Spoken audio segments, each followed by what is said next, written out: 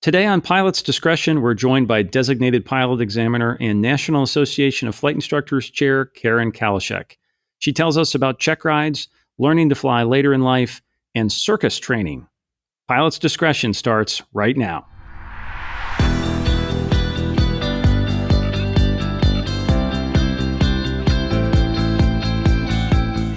Welcome, everyone. I'm John Zimmerman of Sporties, and thanks for listening. You can follow Pilot's Discretion in your favorite podcast app, and remember, you can catch up on every previous episode by visiting sporties.com/podcast. Today, I'm excited to have Karen Kalishek join us.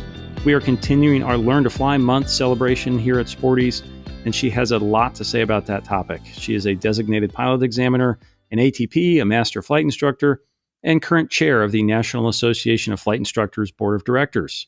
She's also a major in the Civil Air Patrol, an RV6 owner, and before becoming a full-time flight instructor, she had a long business career, including serving as president of her own corporation. She has a host of unique stories from all these roles, and I can't wait to hear some of them. Karen, welcome to Pilot's Discretion. Thank you very much, John. I'm happy to be with you, and congratulations on Sporty's Learning to Fly Month.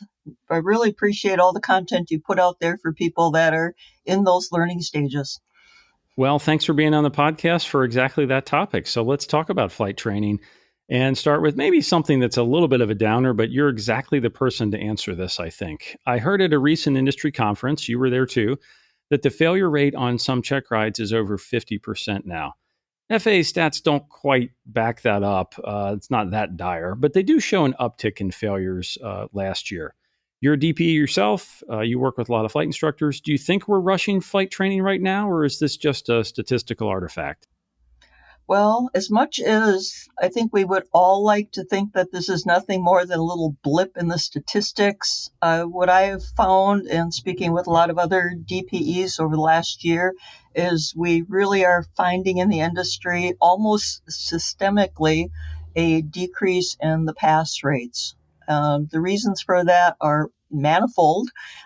It could be a number of factors. It could be the pilot shortage, which is causing a big push to people to, as quickly as they can, seniority is everything, to try to get through their training and get into that airline seat as quickly as they can. It could be that flight instructors aren't instructing as long-term as they used to because they themselves are building their hours and moving off to the airlines.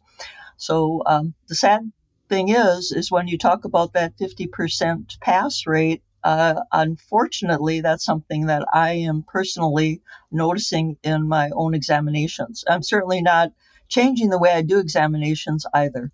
And what would your advice be to a flight instructor who's getting a student ready to go take a check ride, something they should spend a little extra time on or focus on or make sure they don't overlook?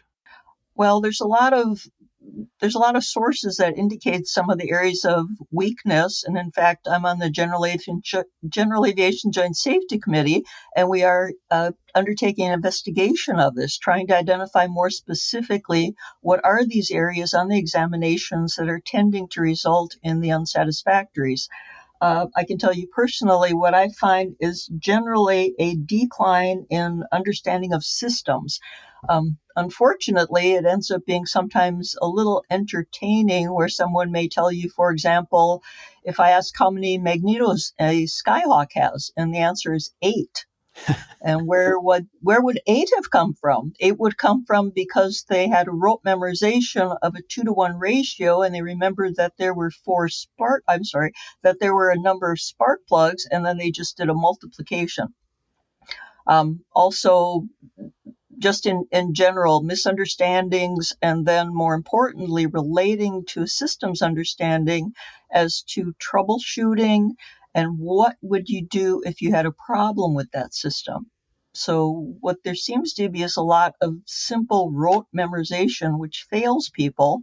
And then when they're asked for a problem with the system, for example, if I'd say, we're flying along and I see that ammeter is pointing to the left. What's going to happen? How do you know what the problem is? And I've been told more than once recently, well, the engine's going to fail.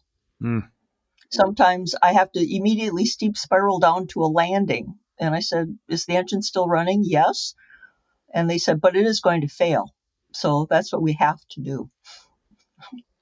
So again, there's systems would be one area, and sometimes just the basics. There's so much prevalence and growing prevalence of glass cockpits with their beautiful multicolored displays, very distracting, very eye-catching, obviously, that the see and avoid seems to be becoming more and more of a problem. I recently had a private pilot applicant who showed every intention of simply taxiing onto the runway and not declaring their departure, likely until they were on the runway. However, I did have to call a stop because they had missed the fact that another aircraft had called for taxi and departure from the opposing end of the same runway. So when I said stopped, we just waited a few seconds and watched the other aircraft pass in front of us. It was a short runway. So that kind of thing is very concerning. So hopefully some of just getting really down to those basics and understanding the systems and the application of the concepts to use in the actual flying would be really helpful. What's the most important thing you're looking for in a check ride? Is it a stick and rudder thing, decision making? Is it the systems knowledge, knowing the FARs? What overall, what are you most focused on when you're doing a check ride? The answer would be yes when you ask the question. So obviously everything has to come together because it's all really interrelated. People have to understand the regulations, otherwise they may improperly apply something. They have to understand how to make those go no-go decisions by themselves. I found, for example, private pilot applicants who will tell me, they filled out a sheet and they tell me that their crosswind limitation is 10 knots, but then they show every desire to go out in 17 knot gusting crosswinds for their exam. So somehow there's a missing link in that kind of equation. So I'd say if there's a really overriding area, it would probably be the mentality of a pilot in command, understanding the authority and the responsibility and how that has to permeate everything they do before, during, and after a flight. You learn to fly later in life and balance that with raising kids, which is no mean feat. That's not unusual these days. We see lots of pilots in our flight school who are coming to aviation later in life, but that's a different challenge than obviously when you're 17, 18. So what tips do you have for a pilot who's coming to aviation, say after their 40th birthday? What do they need to know? Well, I'd say for anyone at any level of instruction, it's really important to find a good instructor. And that also means not only someone who knows their stuff, but can really understand the learner's learning style. I actually started lessons when I was earlier in my early 30s, got through solo, and did not continue. Part of that was the fact that the instructor and I had extremely dissimilar styles in the way he was presenting things and my ability and the way I could intake it and apply it personally. And I was a little too young at that point to even really understand it. He was the only instructor available, so I was thinking, what's wrong with me that I can't seem to be learning the way this person is teaching? Because I knew he'd had successful applicants previously. So I'd say an experienced instructor, and it doesn't even have to be experienced, someone who just understands human nature and has themselves been taught well, would understand that you have to consider the learner's needs, the way that someone is able to process the information they're given, and then pace the learning to that individual. So customized learning is really, really important, and the ability to do that effectively. I mean, we all, once someone's passed their CFI initial examination, in theory, that means they have the knowledge to be able to instruct. And I'm not saying that young instructors are any have gaps. They don't have as much experience, but there's some wonderful young instructors that are really giving it their all for their learners. So I'd say just, be aware of life balance also, both for the instructor and the learner. Realize that some people have to take it in fits and starts inevitably. Some are able to devote themselves and accelerate. Some people need to really be able to understand their own hazardous attitudes. So all of that kind of wraps together into just considerations for any learner. How about navigating that relationship? You alluded to it there with your first instructor. I think that's not terribly uncommon where there's a little bit of a mismatch. How can you develop the skills to have that conversation, whether it's with that instructor or maybe with a chief instructor or flight school manager? How do I get that feedback loop going so that the instructor knows, hey, this isn't working for me, or I don't feel like it's working? What's the right way to walk into that conversation? Because it can be tricky.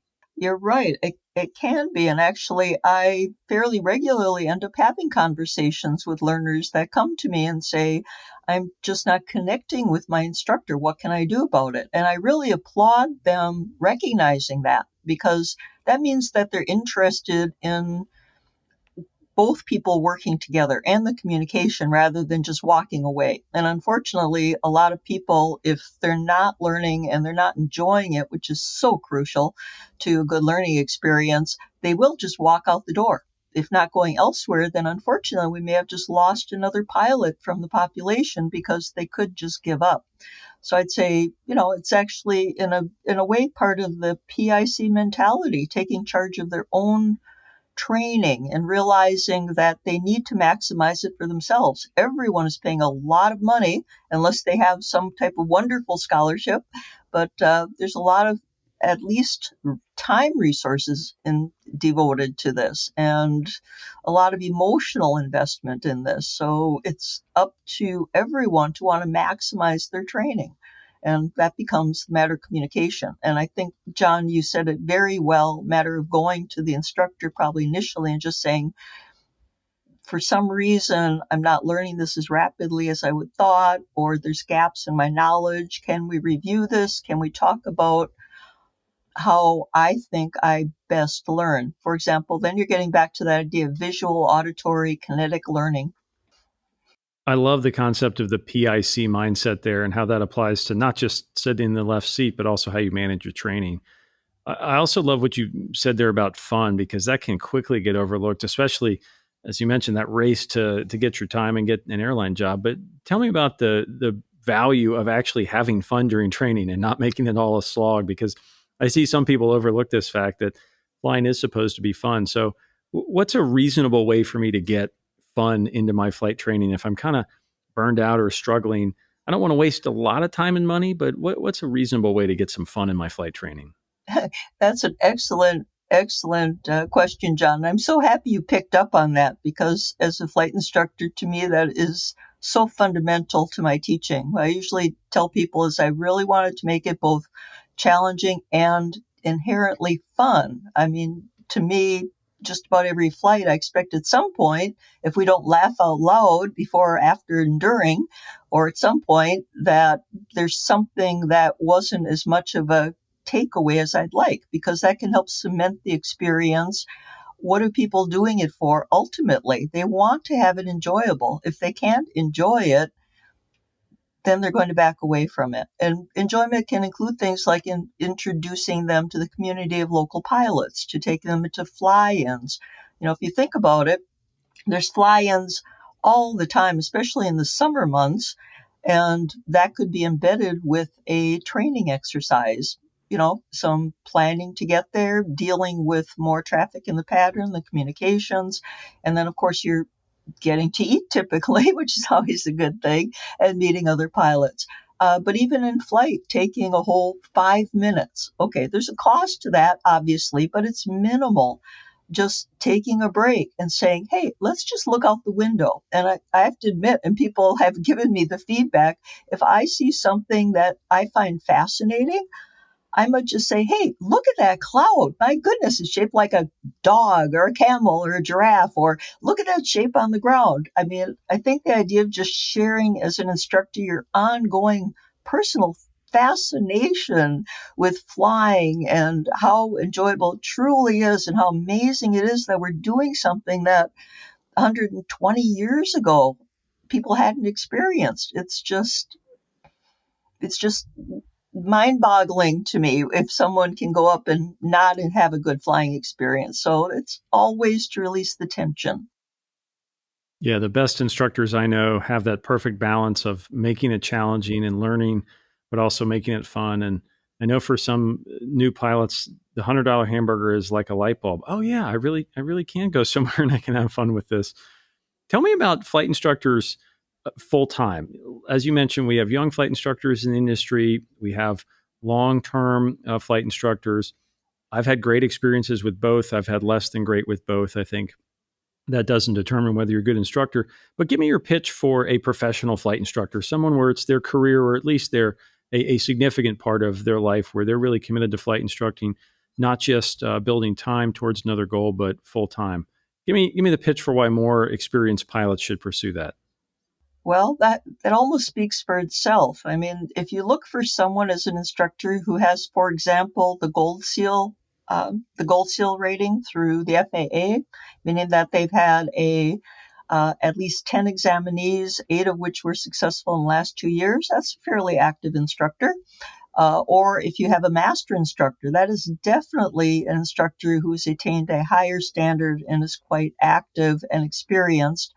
And again, not to say that less experienced instructors are not good instructors, but someone who is really passionate about it is going to be the person that's been in it for the long term. They are doing it as a career. They're really sharing what they've learned, and they learn just like any career, they've learned so much through experience. So it's more likely that they're adding more depth, more breadth to the knowledge where they can point out the nuances. They probably had some real life malfunctions, emergencies. They've dealt with other people that have plateaued in their training. They know how to get folks past those tough spots and keep that motivation going.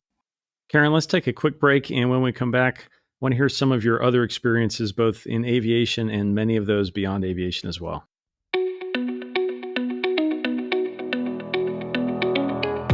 Earn all your pilot ratings and keep your flying skills sharp with Sporty's Pilot Training Plus. This all-inclusive membership unlocks Sporty's complete library of award-winning video courses, so you can learn anywhere you have your phone, tablet, or laptop. For one annual fee, you get access to over $1,500 in courses, a smart investment in your flying career. Plus, enjoy free shipping every day of the year at sporties.com and apply for one of our 3 annual flight training scholarships. Learn more at sporties.com/pilot training. Now, back to Pilot's Discretion. We are back with Karen Kalishek, who, in addition to being a flight instructor, is a major in the Civil Air Patrol, an organization with a rich heritage in youth aviation education. Karen, what is the most important skill you think CAP cadets learn? It's not just about airplanes, right? Oh, that's absolutely true.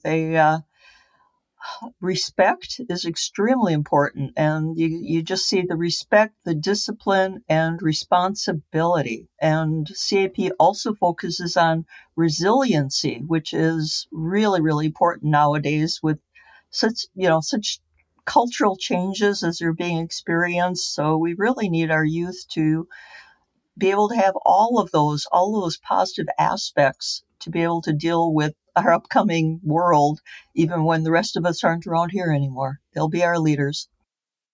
And if I want to get involved in CAP as an adult, what's the best place to start with that? Oh, it's very simple. Actually, Civil Air Patrol is such an extremely large organization. I believe it's definitely in excess of 50,000 volunteers, or members, I should say. So there's a national headquarters. Simple Google search for Civil Air Patrol can help you locate your nearby squadrons. And I don't know where there'd be a dearth of squadrons. Many places you have options within the local area. My squadron is very near and dear to my heart. It's just a wonderful group of like-minded citizens, and it's really fun to fly the very, very nice G1000-182. I helped bring it home straight from the factory 3 years ago. All right, Karen, we always close each episode with our Ready to Copy segment, a lightning round. And you have so many interesting experiences from so many different parts of the world and your career that I wanted to make sure we had lots of time for this because I have so many questions here. So I will throw out a variety of questions here. You give me your quick answer. Are you ready to copy? Ready to copy. What's a skill you learned or maybe refined as a pilot that is valuable for everyday life? A safety mindset. And what's an example of that in everyday life? Well, even looking for things like tripping hazards, I'd say planning ahead for whatever my activities are going to entail. Even going out with friends, family, groups, always looking for what's going to be the safe thing. Obviously, weather planning really goes well with any aspects of your life also. Yeah, I agree. I sometimes get made fun of by my family for planning a road trip an hour and a half away in the car like it's across country in an airplane. So guilty as charged. Do you think there is a shortage of designated pilot examiners? And if so, what would you do to fix it? Okay, it certainly does seem to be at this point that there are more demand for exams than there are pilot examiners to provide them. There is some question about that though, because if you look at, well, from one aspect, the number of exams on, if you simply take the number of examinations per year and divide it by the number of examiners, it has approximately doubled in the last 10 years. So now the average number of exams per examiner is just over 120. I did 157 last year personally. Wow. So from that perspective, you could say, wow, that seems to lead to a shortage, but also exacerbating the issues we have would be that increasing number of re-examination requirements. And also because of the delays now in being able to schedule exams, what has tended to occur is that people will schedule an exam well in advance and they may not be ready for it. So it may end up resulting in a very, very last minute cancellation, which again means an examination slot that's not being used. At one point, I actually did that calculation and determined that 60% of my available time was either not available because of last minute cancellations and or re-examinations that hopefully would not have been required in a perfect world. But is there a DP shortage? Could we certainly use more? Yes. The real problem with that is the FAA can't simply throw warm bodies at it, because there is a process that has to be gone through to select a DPE. There is a training requirements, levels of training, and very importantly, every DPE has to be supervised. And believe me, I can guarantee a new DPE needs a lot of hand-holding because there's a lot of questions that come up when you're first learning, and you do need access to your both a mentor and your FAA supervisor for those. And the problem is, clearly we're aware that the FAA is understaffed, and the overall pilot shortage and people leaving the FAA to go work at the airlines instead has created some real staffing issues internally. So there's just a lot of different aspects to this, that there's an increase in examinations and an inability for the FAA to very quickly add DPEs to the pool. You fly a Vans RV6, one of the most popular kit planes of all time. Is that, in fact, the best kit plane ever designed? Some people would argue that. Would you agree? Oh goodness, you're making that tough. But obviously, I chose the RV6 for a reason. I tell you, I knew I wanted a tailwheel aircraft. Had to have a stick. If you ever fly a plane with a stick, you'd know why. It just feels like the way it should be. And for me, I love sharing the flying experience. So I love the purity of the tandem seating, but for sharing, I prefer side by side. So I had to quickly narrow it down, and it actually ended up being a fairly small area or number of aircraft that would fit those desirable traits. But I took one flight in an RV6 and I said, this is it. The responsiveness, there's just the fun factor, doing mild aerobatics. It's just a treat. But again, other aircraft may have higher useful loads. Which is one of the considerations with the RV line, or more baggage area. And I haven't flown every kit plane there's out there, so I would not want to go head to head until I've flown another one for a comparison. Sounds like a good life challenge. Among your many other talents, you are a trained wing walker. Describe that for anybody, which is probably 99.9% of us who have never done that. What does that actually feel like when you're doing a hammerhead or a loop and you're wing walking? Well, when I say trained wing walking, I've done that once with the training course. I definitely want to go back and do the advanced wing walking training, which will be even more fun, I think. So basically, you're in here in the United States, out in Sequim, Washington. There is apparently the only wing walking school in the world. So people come from overseas to do this also, where they spend hours training you on the ground how to climb up out of the cockpit onto the wing. And that alone, picture that. So you're going at, I didn't ask the pilot, but I'd say we're probably going slow flights certainly to reduce the wind resistance, but we're probably going about highway speeds, if you would. So picture climbing out of your car onto the roof, climbing up on top of it and strapping yourself in against a stanchion with a very wide leather belt. But the training was so thorough, and there's so many different areas for your handhold that when you're in the aircraft, really the adrenaline takes over. There were certainly butterflies, no doubts about it. And the pilot, you had the option of doing aerobatics or not. I certainly, because it's a family heritage to do wing walking, certainly took advantage of that. And it was just a thrill, absolute thrill. Loved it. Tell me about the family heritage there. Oh, actually, that's still being very carefully investigated. But back in 1918, so more than 100 years ago, I had a female relative. She's first cousin twice removed, named Babe Kalishek, and that is named my plane in her honor. Her and her sister Ladia were very recognized aerobatic pilots and wing walkers. In fact, there's some very famous pictures of Babe out on the wing, and she started this all at age 15. She joined a traveling vaudeville act and left Upper Michigan, where she was raised on a farm, ended up in California, and for about 8 years was involved in all kinds of things, animal training, but she really joined a flying circus in 1918. So it's quite a storied history, and I have a relative who's studied this more than I, recently published an article.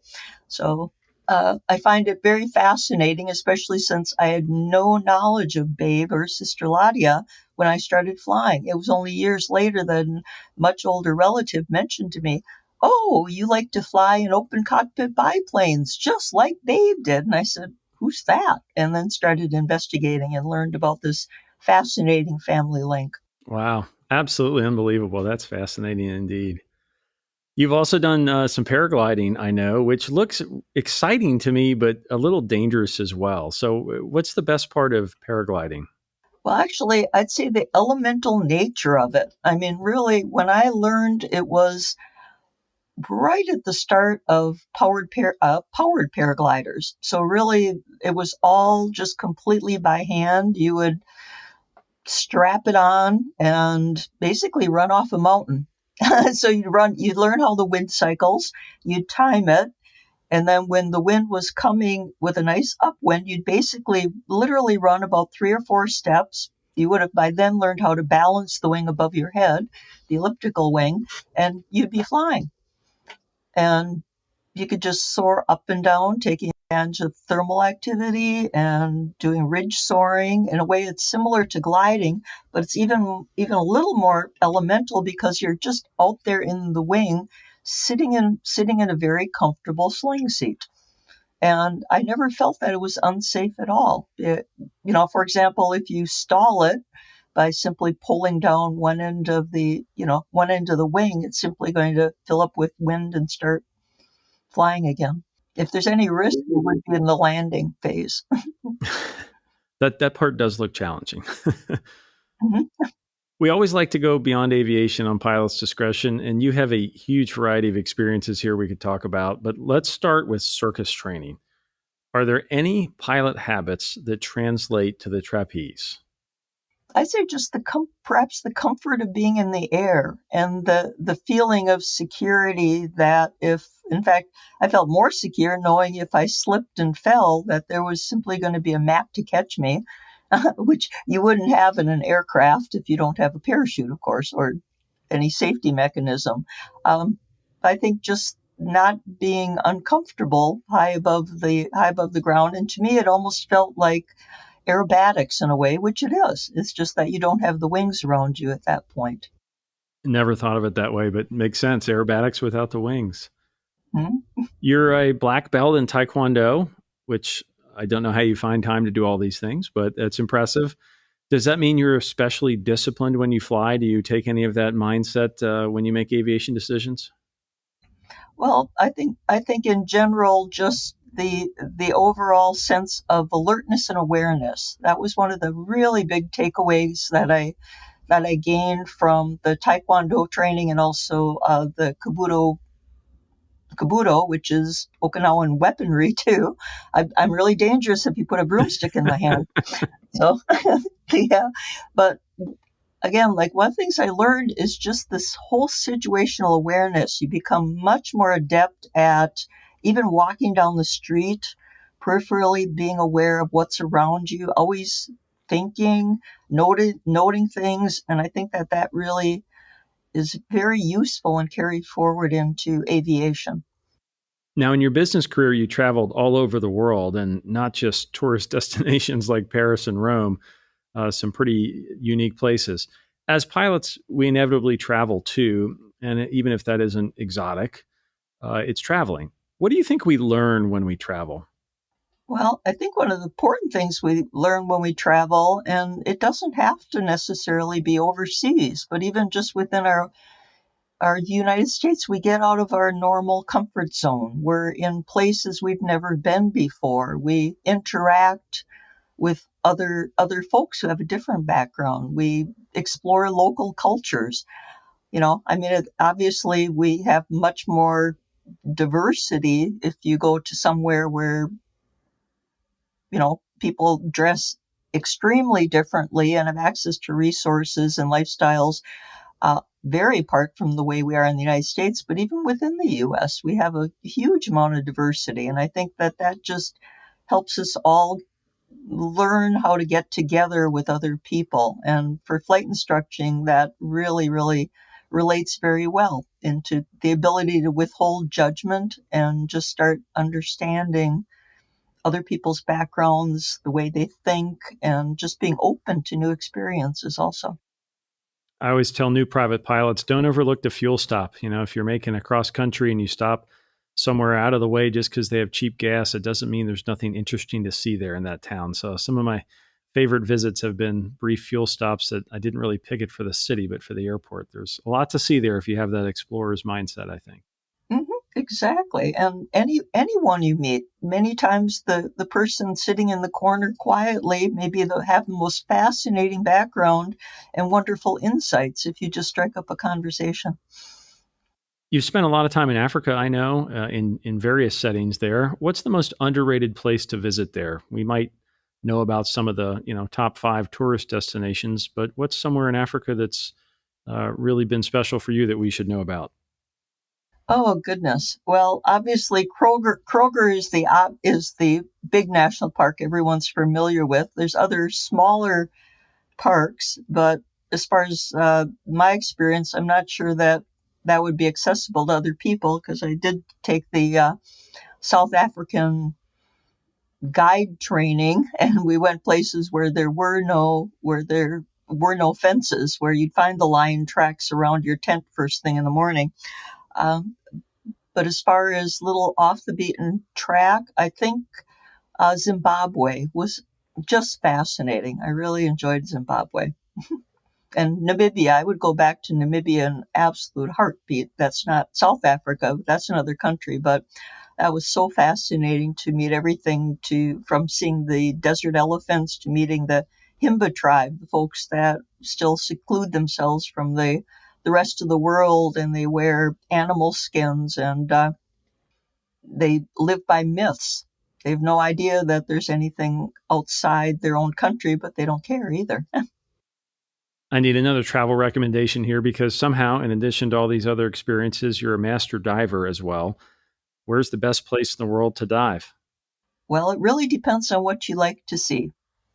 So I found going to Palawan and diving the World War II wrecks was just really, in a way, bittersweet, because you're picturing the battles and the wars that actually put those boats and aircraft at the bottom of the ocean. But again, over the decades, they've just built up with such fascinating flora and fauna.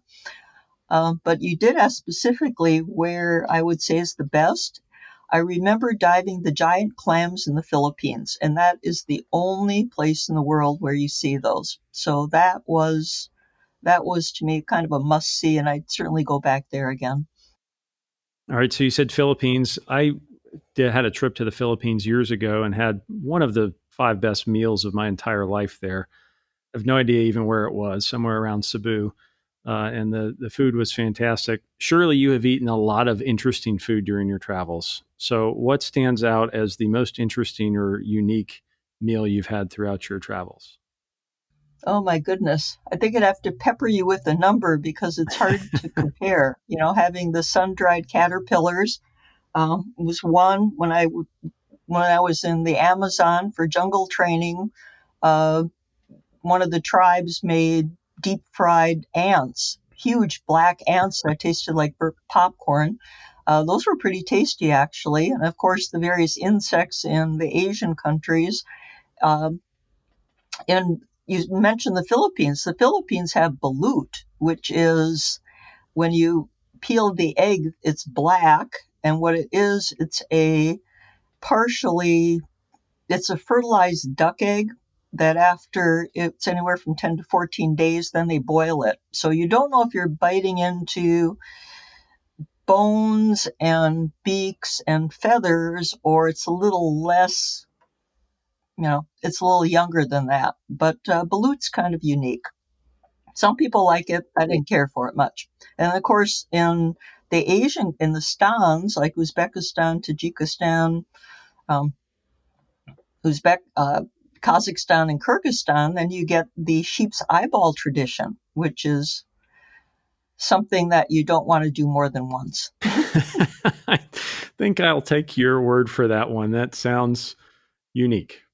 Karen, our last question is always the same on Pilot's Discretion. You have one final flight, and we want to know, what are you flying and where are you going? Oh, goodness. Well, as much as I'd have to say my favorite aircraft's actually the Corsair, I wouldn't take it on a final flight unless I'd already had a lot of pre-training in that. So I'd say my final flight would probably be in my own RV6. And it would probably be flying over very familiar landscape, just if I knew it was my last flight, just really enjoying, again, those sights, smells, sounds, scenes that I just come to know and appreciate over all the years. Karen, thanks for being on the podcast. Thank you so much, John. Appreciate it.